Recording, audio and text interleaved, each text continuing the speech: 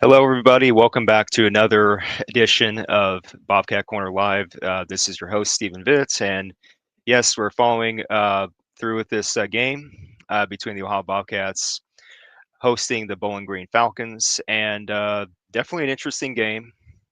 And thankfully, it had a good result to it. Although there were some things still following the game against Gardner Webb last week, there was still some carryover from that, especially on the defensive side of things, which I'll get into a little bit later here, but good results still. Bobcats came out on top. They won the game 35-20. That's the final score. Um, Good game overall. Overall, grand scheme of things, it was a good game. So let's just get right to it. We have the stats. So starting off, it started off a little bit slow in the first quarter, but then Bowling Green quarterback Drew Pine, he threw just a costly interception to start it off. It was a pick six to linebacker Cam Hollabaugh, who has filled in very nicely for Jack Freeze ever since Freeze went down with an injury after the West Virginia game. Cam Hollabaugh, 71-yard touchdown return interception to start the game for the Bobcats, 7-0 Ohio there with 12 minutes, 39 seconds to go. But then, unfortunately, Bowling Green did respond. It was very quick because this is what I'm going to get into. Is the Bobcats defense still has some work to do, especially when it comes to the run defense. And you saw it again here. Bowling Green has a running back by committee, at least three capable running backs that can go off at any given moment. Um, at least in this case, this is not a run, but this was a pass from Drew Pine to one of the running backs, Kadaris Roberts, 27-yard touchdown pass. That was with 10 minutes to go, tied it up 7-7. So once you when you watch this game, you started to see that Bowling Green was getting things done on the ground, making progress on the ground, and also the case on special teams. They broke out some kick returns for long gains, which kind of concerned me there early on. But with the running game, though, Bowling Green, again, running back by committee, three running backs, they utilized them all. They did utilize them all in some way in this game. Kadaris Roberts, of course, being one of them. But yeah, pass play there, 7-7. Then a little bit later on, with 5.5 minutes to go, 5:35 to go in the first quarter, Parker Navarro found tight end Mason Williams with a 19-yard touchdown reception, put the Bobcats back on top, 14-7. And then a little bit later on, again with 1 minute 41 seconds to go, uh, a field goal by Bowling Green kicker Jackson Cleather. Hope I'm saying his last name right. 14-10 Bobcats still after one quarter of play. But I could tell, though, when you go back and watch this game, I could tell, though, that the Bobcats' run defense is still definitely a work in progress in more ways than one. And I'm just going to say this one point that I have to make right now. I'm going to say this one point is that we are, in some cases, we are indeed undersized. We do lack size up front on the defensive line, which, in my opinion, is a concern because it was so easy for the Bowling Green running backs to just do what they wanted, to pick up certain gains here and there, like not so much 40, 60-yard gains like Gardner Webb did the other week, but definitely 10, 20-yard running gains. Still, that's still something you can't have when you're trying to lock down an opposing offense. So I'm going to keep talking about that later on here as we go along in this stream. But yeah, another case, another interesting point that I got to make here for this game was that ball security. That was a topic I talked about a lot last season for the Ohio Bobcats. Is that you know what you're getting in Parker Navarro? He's a great innovator, great creator, on the fly when it comes to design runs.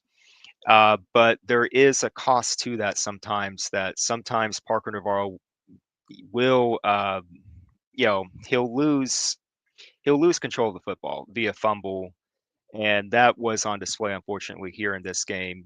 I think it was like three fumbles in this game. I think it was three fumbles. that Parker Navarro lost. He got one of them back, but he lost two others to Bowling Green. That was definitely concerning. Ball security did become some sort of an issue here. So that was definitely the case in the second quarter. Fumble and then a recovery by Bowling Green. And then then later on, though, it worked out because the Bobcats did get the ball back in the second quarter. With 10 minutes to go, Chase Hendricks, the only action that Chase Hendricks got here was a 25-yard touchdown reception. He was wide open towards the right side of the end zone. 25-yard reception there for a touchdown to make it 21-10 Bobcats. Okay, so far, despite the stuff that we were doing on defense, we were still up by 11 at that point. Still feeling good about ourselves, even though we were in some ways still keeping Bowling Green around in the game. But a little bit later on, 6 minutes, 41 seconds to go, Drew Pine threw another interception, this time to Tank Pearson. Tank was in the end zone, and he did this a lot often last year, where he would be in the end zone. He picked off passes from opposing quarterbacks. He got one this time, which was good. Good time for Tank Pearson to do this. Interception in the end zone, took it out of the end zone.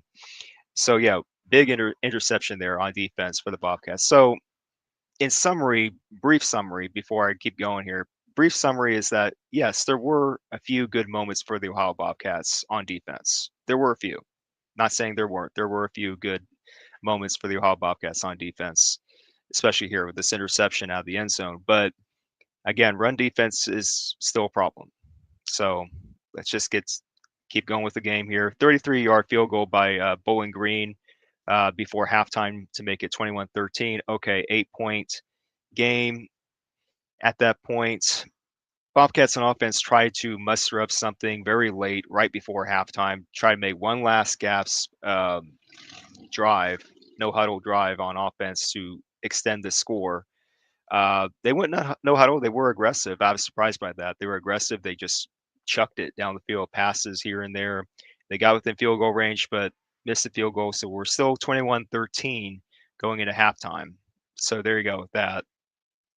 At that point, I was like, okay, we've had our issues on defense, but I'll take the 8-point lead going into halftime. So overall, we were doing okay still. So fast forward to the third quarter, we're just going to get to the second half right away.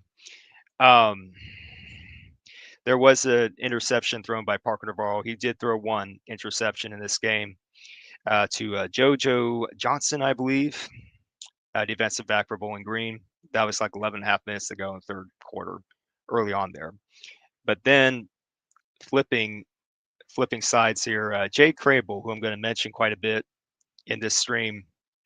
Jay Crable had a great day. He had a great game here. He had got a key sack here in the third quarter. It was a key 3rd and 8 situation. And this is kind of some of the stuff that I've been talking about last few weeks, is that the Bobcats have got to find a way to get off the field on defense. When you're facing a third down situation like this, 3rd down 8 in this case, Jay Crable came up huge with the sack. Good job there in the third quarter. And for the record, Jay Crable had 3 sacks overall in this game, tied a school record for a single game. So that's a key thing to note here. Jay Crable, he was definitely feeling it in this game. So shout out to him, by the way. Later on, third quarter, Parker Navarro, he was sacked and he lost the football. He fumbled the football, stripped away from him, and just the football got away from him, went to Bowling Green defense. That was with 8.5 minutes to go in the third quarter. But here again, it was some sort of weird back and forth thing going on here between Ohio and Bowling Green when it comes to fumbles and recoveries, turnovers, back and forth. But then again, you would expect that with Maction, would you? So, and I think at some point, I can't really recall, but I think at some point Drew Pine had to leave the game briefly. I heard that he was like running back to the locker room briefly, may have gotten like banged up, injured briefly. But quarterback Lucian Anderson, hope I'm saying his name right. Lucian Anderson, he got sacked. He was the backup quarterback for Bowling Green. He got sacked by Cam Hollabog. fumble and recovered by Jay Crable. That was with 7 minutes to go, so Bobcats get the ball right back in the third quarter. And then we get a good score here later on with 5 minutes. Let's see, 5 minutes and 42 seconds to go, I think, in the third quarter. Parker Navarro with a 5-yard touchdown run. Great use of the RPO. You know, run pass option. Just great how he does it, how he fakes the ball with the handoff and he just takes it to the house 5 yards out. 28-13 Bobcats. Okay, so we had a 15 point cushion. Good job there. Although throughout this game, again, I kept feeling that the defense was just not totally with it when it comes to just clamping down and just getting, real stops. I mean, we were getting it here and there, but we weren't getting it consistently. Just something I'm still going to know throughout the year until the Bobcats defense steps up as such. So, yeah, also the third quarter, got to mention Evan Herman, transfer from Vanderbilt. He finally got in on the action, got a sack. Shout out to him. Got things done today. And again, Jay Crable once again with another sack. Yeah, just fumbles all around by both teams. It was just really making me wonder what was going on there for both teams in this game. Fast forward to the fourth quarter. We're just going to get to it. Fourth quarter, Duncan Brune broke out a nice 33-yard run.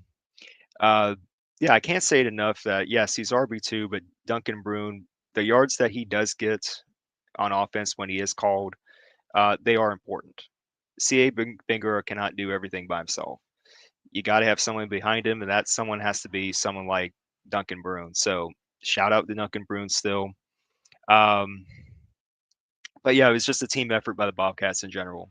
That's all I can say. It was just a team effort in this game to basically will themselves to get through this. Another score, which would be the last score that Bowling Green would make on their end, would be Chris McMillan, their running back, this 15-yard touchdown run by Chris McMillan, running back. I did mention this in that short. If you guys pay attention to the shorts I start making on YouTube, I know it's from my cell phone, but that's something I'm going to work out as time goes on here. I mentioned about the running back by committee for Bowling Green, Chris McMillan being another one of them. He took it in to the house, 15-yard touchdown run. That made it 28-20, 8-point game, but that's as far as Bowling Green would get. And so first half, I've noticed this in general by the Bobcats defense. It's like the first half, it's just very shaky when it comes to performance. But then second half, there are adjustments being made by the defense. There are some adjustments being made by the defense. At the times that they needed to clamp down, they did, especially in the second half, which was, in a sense, reassuring. So you felt that when you watched the second half of this game. And then C.A. Bangura, like I just mentioned, he broke out big runs such as a, what was it, 25-yard run later on at fourth quarter. And then to basically seal it, Parker Navarro just broke out a big 34-yard touchdown run to make it 35-20, which is the final score. I'm going to put it up here for you guys. 35-20, Ohio over Bowling Green. So we get our third victory of the season. We're now up to 3-2 overall, 1-0 in MAC play, and that's important. You got to have that great record in conference play. So I'm happy about that. There are things that I'm still concerned about. However, can't argue with the results. Got the win. That's just the meat and potatoes of it. So yeah, it was just, in a way, it was kind of sad seeing the opposing offense go out there towards the end of the game because Drew Pine, you could tell he was struggling. You could tell he was getting pressured throughout the game. And again, that is another key point that the Bobcats defense did step up a little bit in. They tried to generate more pressure up front, which was good to see. And Drew Pine, he definitely felt it because he got sacked quite a bit and he got hurried quite a bit. So that is reassuring. So yeah, incompletion, turnover and downs late. Bowling Green cannot do anything at that point. It was too late for them to generate anything. And there again, Drew Pine threw another interception to safety DJ Walker. That was with 3 minutes to go, and right after that, you knew that the Bobcats were just going to, walk away with this game. Ran out the clock, boom, 35-20, Ohio wins. So yeah, very interesting here. Very definitely a team effort, complete team effort by the Bobcats. Happy for them. Glad they got this together. And when I read off the stats for the individual stats for the Bobcats players, both offense and defense, I want to highlight this guy. I want to give him a shout out. I'm going to do it right now. Tight end Mason Williams, mentioned him earlier. Yeah, we're going to give him a shout out. We're going to highlight him for this game. He showed up big time for this game. 8 receptions, 93 yards, one touchdown reception. He was great.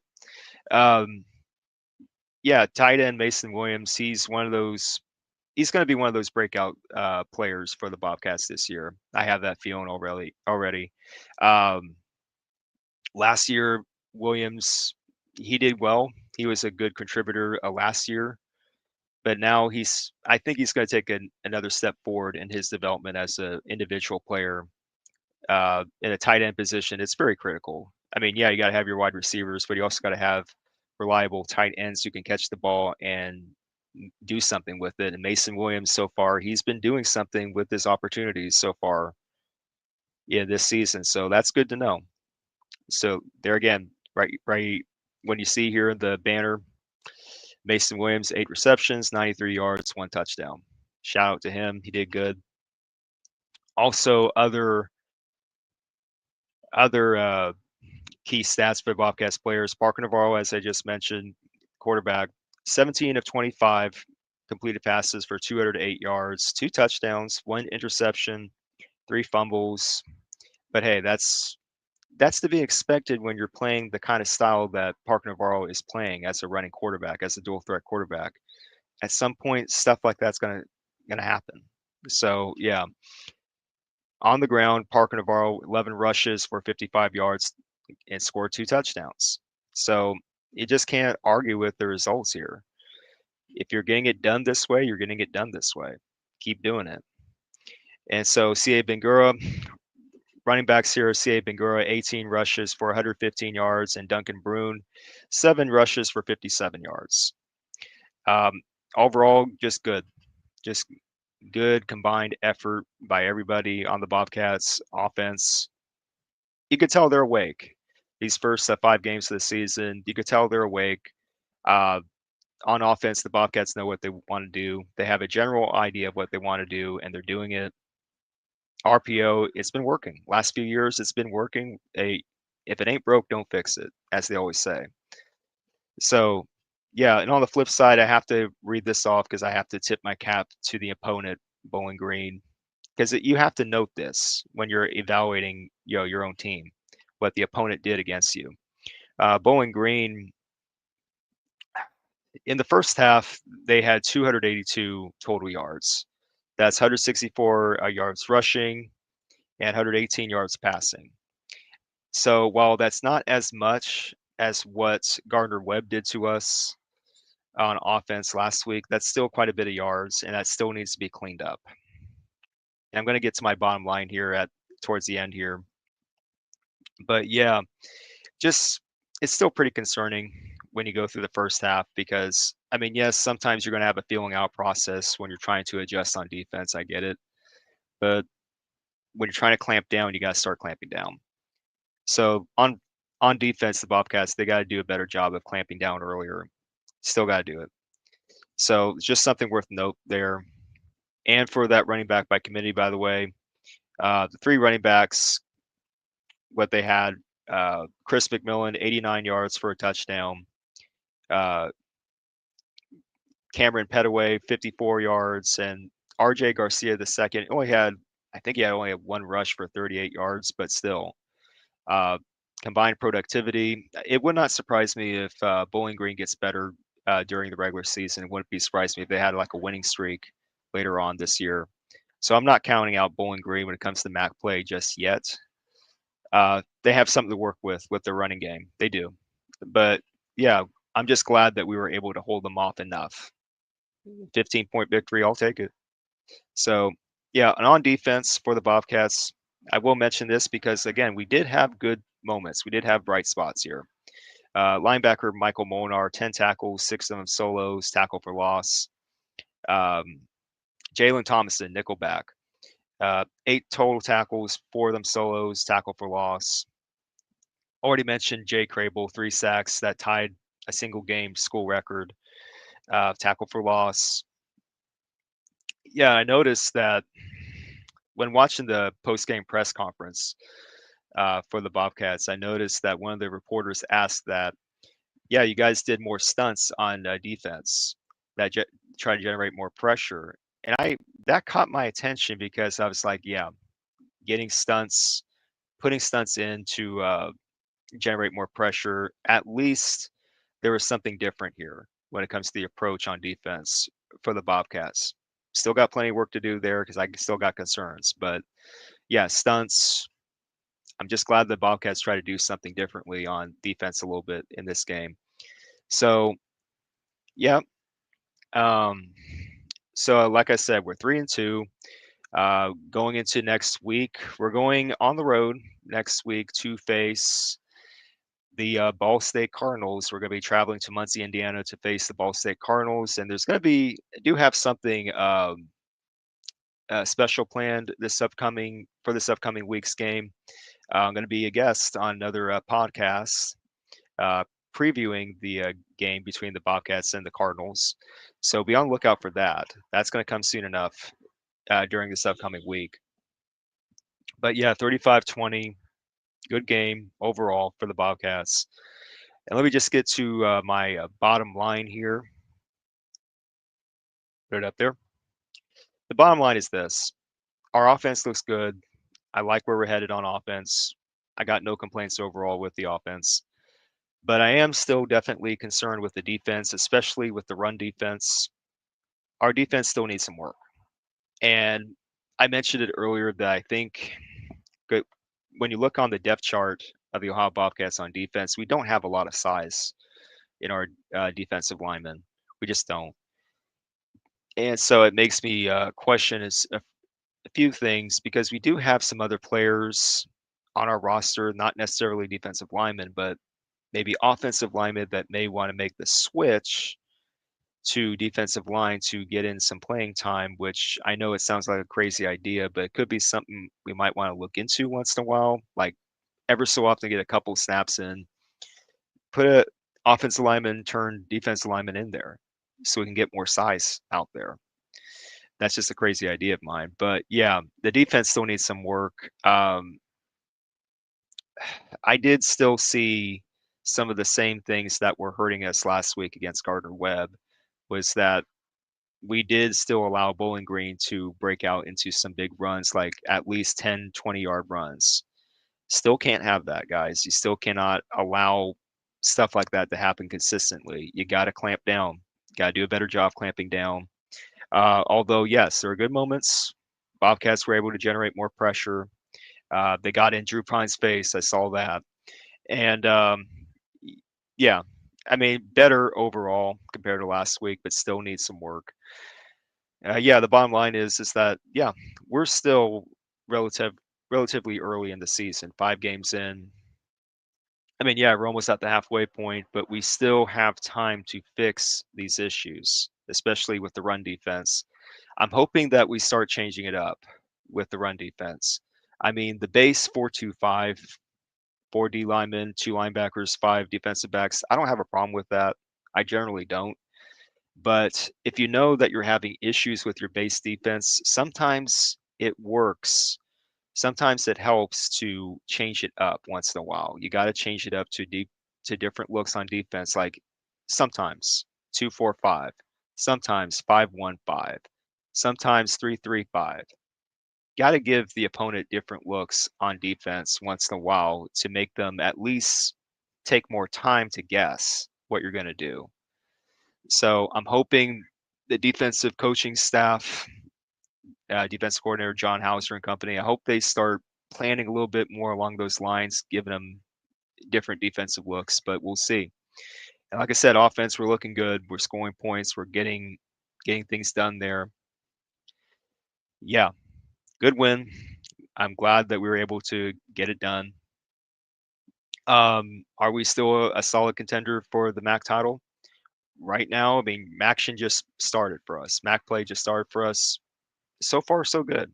We still look good. We were battle tested in those first 3 games, out of conference games, got through Gardner Webb, and now we're excuse me. Now we're just starting MAC play, and so this is where things are going to get really interesting. Now we're going to hit the road, going to go to Muncie, Indiana to face the Ball State Cardinals. To my knowledge, I think they're 1-3 right now. So anything's on the table here. I'm not going to count out Ball State despite their record. Got to prepare for them. Uh, we have not yet won a road game this year, so to get a road win, that'd be great. That's our next goal that we should be thinking of accomplishing here, getting a road win. So, yeah, that's going to be it. Um, like I said, generally pleased, good result, got a win, 3-2 for the season, 1-0 MAC play, happy overall. Still got to fix stuff. That's my point. So, yeah, guys, if you watch this, please give me a like. Share this stream with your friends. Please give me a comment, and if you'd like to donate to my Ko-fi account, buy me a coffee on Ko-fi. There's the link below on the banner down there. And yeah, I'm going to be putting out more content soon. Steven Interviews You, episode number 14 is coming very soon as tomorrow, I hope. Yeah, it's going to be good content there. Be on the lookout for that. Steven Interviews You 14, episode 14. And yeah, Bobcat Corner, regular Bobcat Corner, another one's in the works soon. And again, special preview of that Bobcat Cardinal game during the middle of the week. So be on the lookout for that. But yeah, I'm going to be signing off here. This is Stephen Vitt. This is Bobcat Corner Live. Hope you guys like this setup with the StreamYard. Yeah, just give me suggestions about what you'd like to see on Bobcat Corner Live, and I will take into consideration. Thank you guys so much, and have a good night. Take care.